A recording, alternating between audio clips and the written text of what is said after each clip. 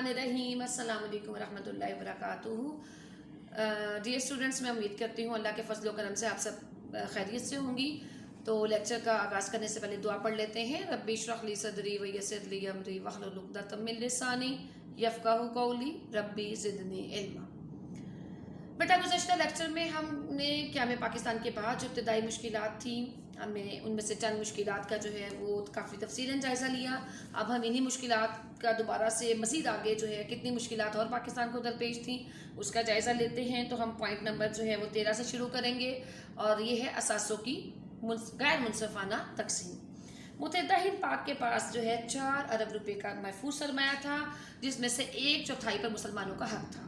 लेकिन भारत की हुकूमत ने सिर्फ 5% यानी 20 करोड़ देने पर रजामंद हुए और उसके इवज़ कर्ज़ात का 20% पाकिस्तान के ज़िम्मे डालने की कोशिश की।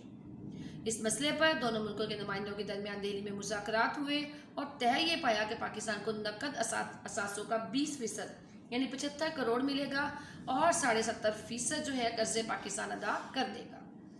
भारत ने 20 करोड़ रुपए अदायगी के बाद बाकी रकम रोक ली कि पाकिस्तानी एहसास कश्मीर की आज़ादी के लिए खर्च करेगा।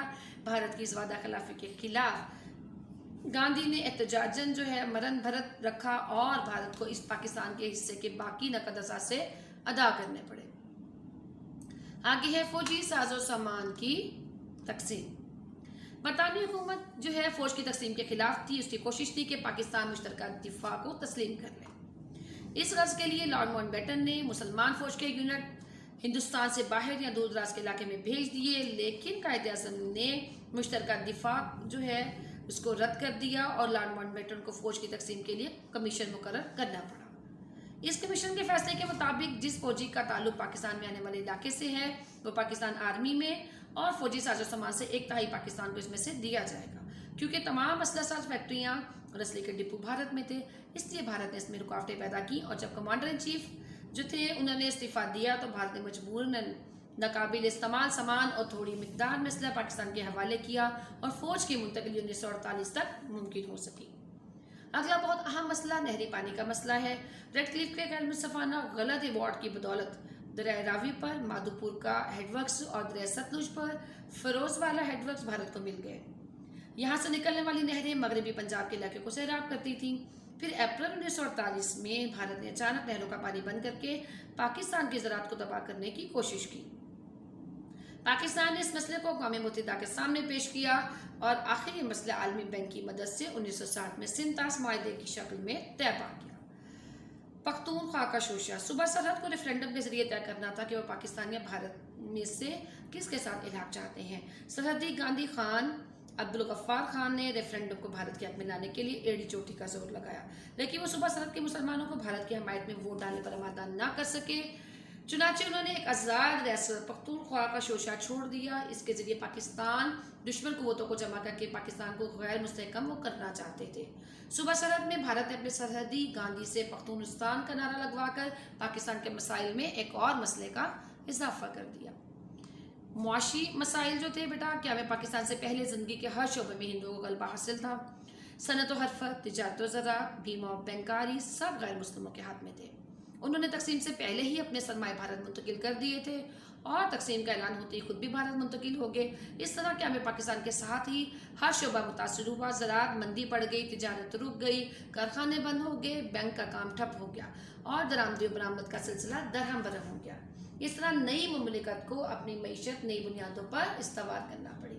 रियासतों के साथ इलाक़ तकसीम हिंद के वक्त 562 रियासतों में से सिर्फ 14 पाकिस्तान से मुत्तसिल थीं।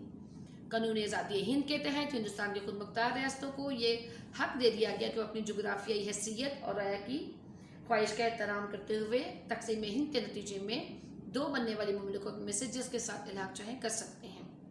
पंडित नेहरू लॉर्ड माउंटबेटन ने इस असूल को तस्लीम किया, लेकिन मौका मिलते ही इन रियासतों को जो पाकिस्तान के साथ इल्हाक चाहती थी उन पर फौजकुशी करके जारहाना कार्रवाइयों से उनको हड़प कर लिया। रियासत जूनागढ़ हिंदुस्तान के मगरबी साहिल पर थी और इसका नवाब मुसलमान था। तो बेटा उसने 15 सितंबर 1947 को अपनी रियासत का इल्हाक पाकिस्तान के साथ कर दिया, लेकिन भारत ने अपनी ताकत के बलबूते पर रियासत पर फौजकुशी करके इसको भारत में शामिल कर दिया। रियासत हैदराबाद हिंदुस्तान के वस्त में मुसलमान रियासत थी जिसका हुक्मरान निज़ाम हैदराबाद था।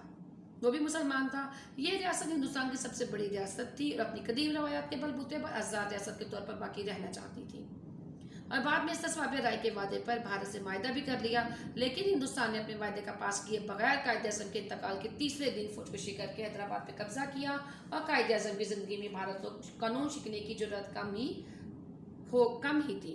مسئلہ کشمیر، ریاست جموں کشمیر پر ہندوستان کے شمال میں چونکہ یہ واقعہ ہے، اس کا رقبہ جو ہے بیٹا بہت زیادہ ہے، اس کی 80% آبادی مسلمان ہے۔ عہد نامہ امرتسر کے ذریعے انگریزوں نے اسے ڈوگروں کے ہاتھ 75 لاکھ روپے جو ہے اس کے ہاتھ فروخت کر دیا۔ اس طرح یہ ریاست سکھوں سے ڈوگرا کے پنجہ استبدال میں چلی گئی۔ ڈوگروں کا اصل وطن جموں ہے، انہوں نے اپنے ہم وطنوں پر جو ظلم ڈھائے، اس سے ریاست کے لوگوں کو ان کی مٹی سے بھی نفرت ہو گئی تھی۔ یہ ریاست مسلم اکثریت کی ریاست تھی، لیکن مسلمان ڈوگروں کے ظلم و ستم کے آگے بے بس تھی۔ چنانچہ مسلمانوں نے 1932 میں مسلم لیگ کانفرنس کی بنیاد رکھی۔ چودھری غلام عباس پہلے اس جماعت کے جنرل سیکرٹری بنے اور بعد میں صدر منتخب ہوئے۔ 1933 میں چودھری رحمت علی نے علامہ اقبال کے تصور کو پاکستان کا نام دیا اور انہوں نے پاکستان کے خاکے میں کشمیر کو شامل کر لیا۔ پھر 1940 میں قرارداد لاہور میں بر صغیر کے مسلمانوں کی منزل کا تعین ہوا اور وہ اپنے نصب العین کے لیے سرگرم عمل ہوئے۔ اس سے ریاست جموں کشمیر کے مسلمانوں کو دل میں بھی آزادی کی خواہش پیدا ہوئی۔ 3 جون 1947 کے منصوبے میں بر صغیر کی تقسیم اور پاکستان کے قیام کا ایک مسئلہ جو ہے وہ سنایا گیا۔ تقسیم کے منصوبے میں بر صغیر کی ریاستوں کو جغرافیائی حیثیت اور عوام کی خواہش کے مطابق دونوں مملکتوں میں سے کسی ایک کے ساتھ علاقہ جو ہے وہ دے دیا گیا۔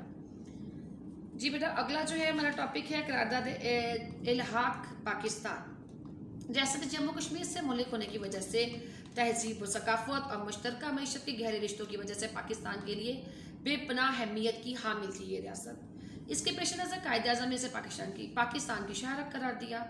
ریاست بھی پاکستان کو اپنا دل سمجھتی تھی اور دل کے بغیر جسم جو ہے وہ بے معنی ہوتا ہے۔ چنانچہ 19 جولائی 1947 کو مسلم کانفرنس نے اپنی سری نگر کے اجلاس میں علاقے پاکستان کی قرارداد کی منظوری دے دی۔ ریڈ کلف کی ہندو نوازی، مہاراجہ ہری سنگھ مسلمانوں سے نفرت کرتا تھا، لیکن وہ مسلمانوں کی اکثریت سے خائف بھی تھا۔ اس نے ریاست کے مسئلے کو دھوکے میں رکھنے کے لیے پاکستان سے 12 اگست 1947 کو جو کا تو کا ایگریمنٹ کر لیا اور درپردہ لارڈ ماؤنٹ بیٹن نے ریڈ کلف کو ہندو نوازی میں اپنا ہم نوا بنا لیا۔ ریڈ کلف نے ایوارڈ میں ہندو نوازی کا مظاہرہ کرتے ہوئے ضلع گرداسپور کو ہندوستان کی تحویل میں دے دیا۔ اس طرح بھارت کو کشمیر تک پہنچنے کا راستہ جو ہے وہ فراہم کر دیا گیا۔ جی بیٹا اس کو یہیں پر ہم ختم کرتے ہیں، انشاءاللہ اگلے لیکچر میں پھر کنٹینیو کریں گے، انہی مسائل کو پھر دوبارہ ڈسکس کریں گے انشاءاللہ۔ ملتے ہیں اگلے لیکچر میں۔ السلام علیکم ورحمۃ اللہ وبرکاتہ۔